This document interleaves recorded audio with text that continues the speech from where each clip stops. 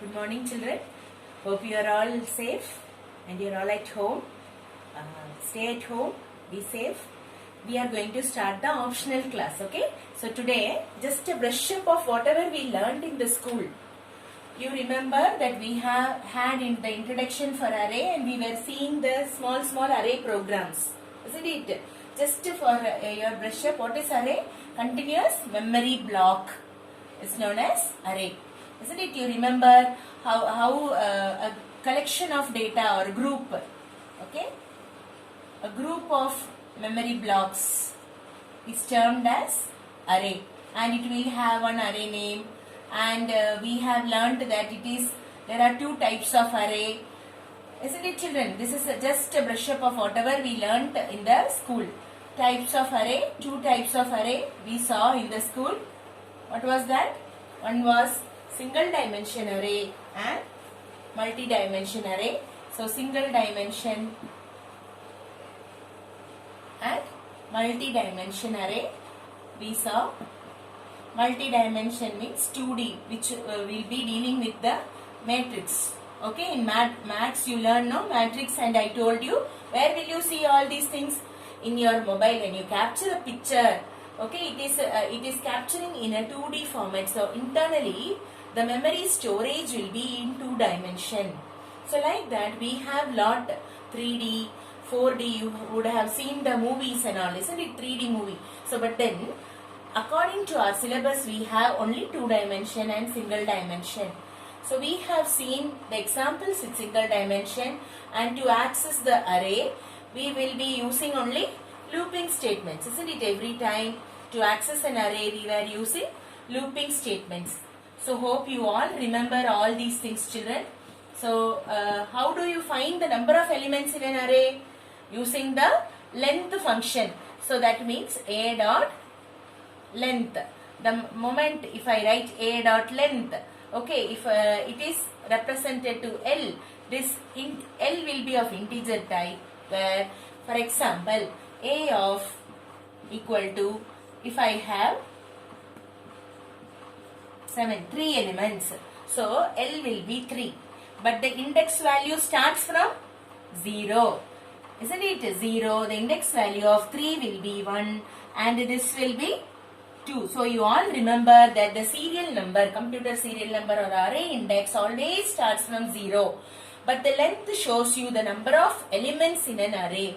So this should be very clear before we go for sorting and searching, which is very important in an array, and it will be asked as a 15-mark program. Okay, one program will come for 15 marks and 10 marks in the compulsory part.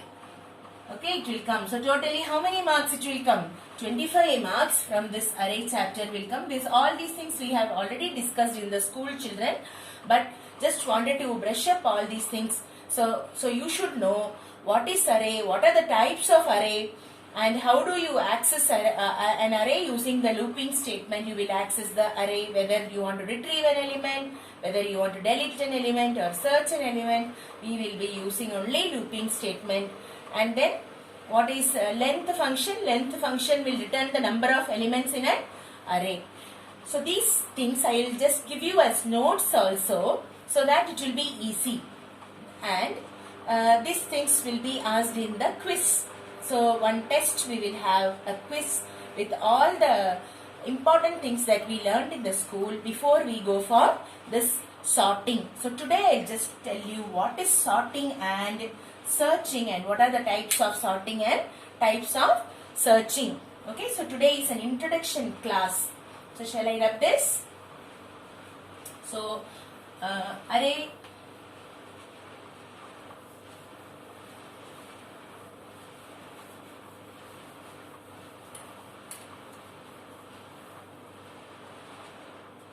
So today we are going to see about sorting.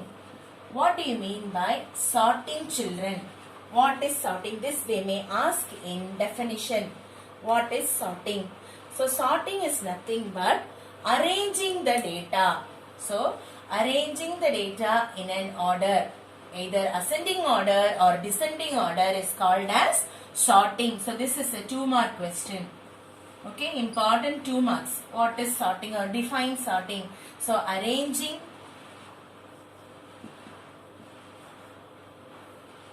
data in an array in ascending or descending order, ascending or descending order is sorting.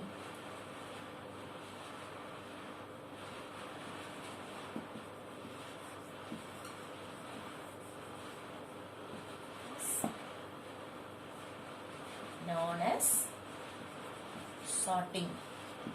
See children, the definition you can clearly write. Sorting is a process.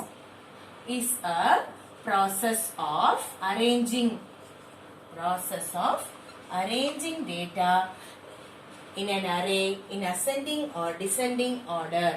Okay. So even this you can just rub. So it is just a process of arranging the data in ascending or descending order. Okay, so there are 2 types of sorting. What are the types of sorting? Types of sorting. There are 2 types of sorting. One is bubble sort. Bubble sort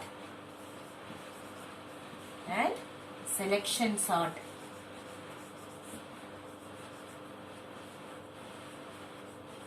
One program out of this will come for section B in your ICSE board exam. Okay, it will be a 15 marks program. So bubble sort, today we will just see the introduction part of bubble sort, how it works. Okay, so 2 types of sorting algorithm. We can even say it is a process or an algorithm which is used for arranging the data in ascending or descending order. Okay, so how the program will be given. So shall we see this bubble sort today?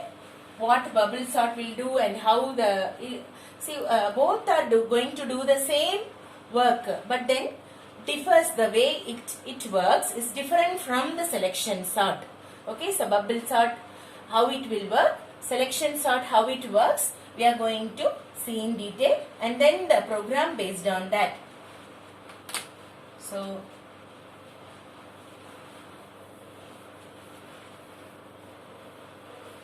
bubble sort is nothing but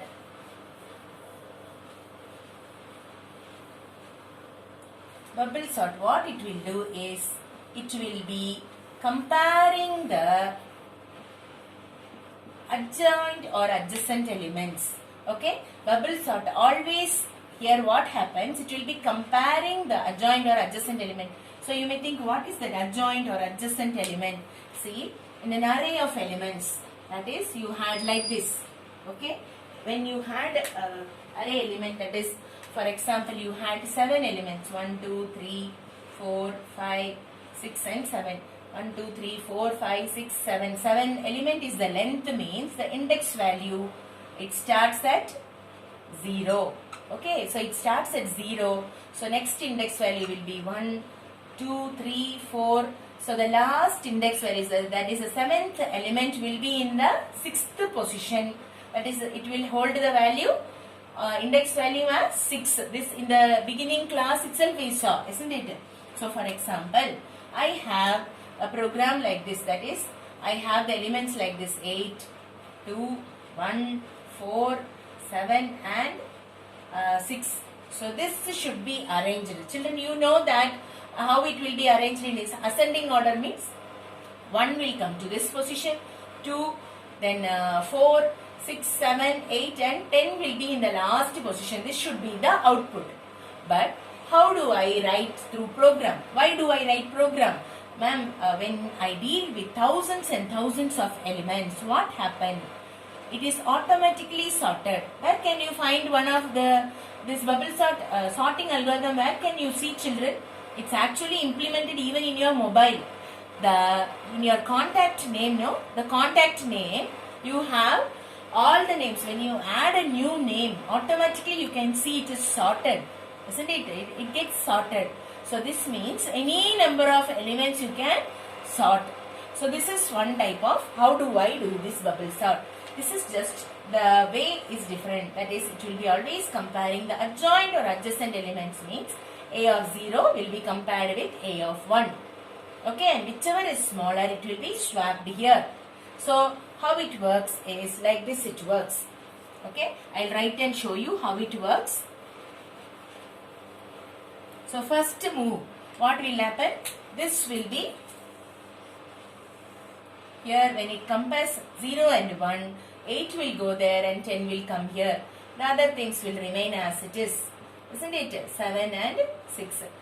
The next thing what will happen? 10 and 2 will be compared. So like this, again and again, so 2 will come front and 10 will hold that position. Then 10 and 1 will be compared. Okay, so 10 and 1 will be compared. This will be smaller. So it goes on like that, children. At one place, what happens? When 10 goes here, again it will start from the beginning till it is sorted. Okay, so till it is sorted, it becomes, so number of moves we can see. If I take a small example for the array element, it will be very, very simple. Okay, so this is how. So adjacent element it will compare and do. How do I write, ma'am? How I have to write the program? See, I'll teach you with the dry run. First, we will just see the program. In a program, how the data is given and how you have to write this. Okay, we will see with a small example. Otherwise, for example, I want to sort only these 3 elements. Okay, it will be very easy for you to understand then. So for example, what it will do is, first move it will just check this and this. 8 is smaller than 10. So what it will do, it will write 8 here, 10 here and 2 will remain as it is. Now second move, what will happen? This position, these 2 things will be compared. So this will be, so 2 will come here and 10 will be moved there. Now once it is done, again it will start comparing here. So what will happen here?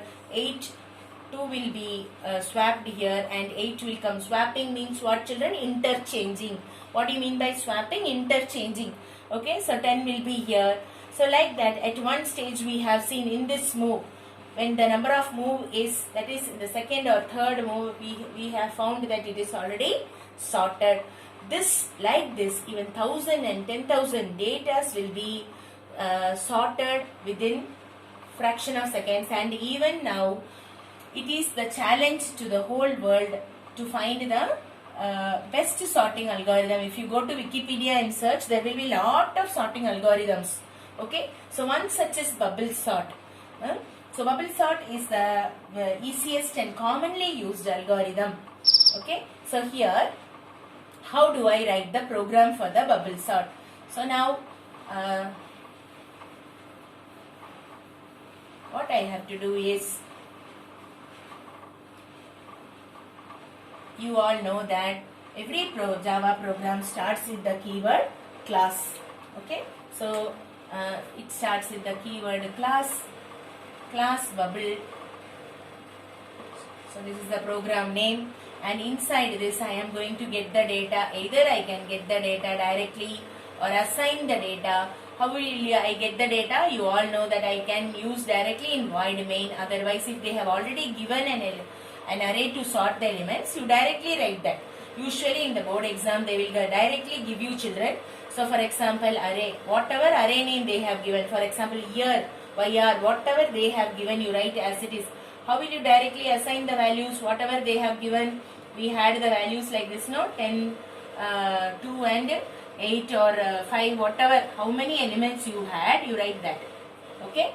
Now, we all know that it is only 4 elements. So, length is going to be 4. I already told you, whenever you are writing an array program, first step, for this itself 1 mark you will get in the board exam. Just if they have given and you have initialized that, for that itself you will get 1 mark. But then, now, first thing what you have to do is, you have to find the length.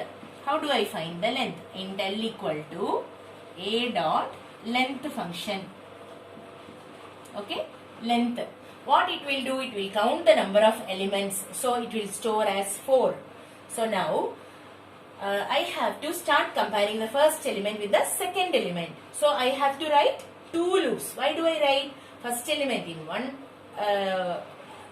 loop and the second element in the other loop? So I am writing 2 loop. It is going to be nested for loop. So int I equal to, from which index value it starts? It starts from 0. Isn't it, children? So I less than, and the last element will be compared with the previous element. So what will you write here? You have to write here L minus 1. Okay, because this 0, when it starts with 0, 0th element will be compared with the I plus 1th element. Like that, where this index will be, the last number element will be compared with the previous element. Okay, so you have to write here this one.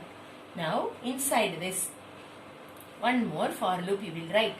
For int j equal to, what you have to write here? Every time I will be compared with the I plus 1th element. Either you can put a bracket, children, or even if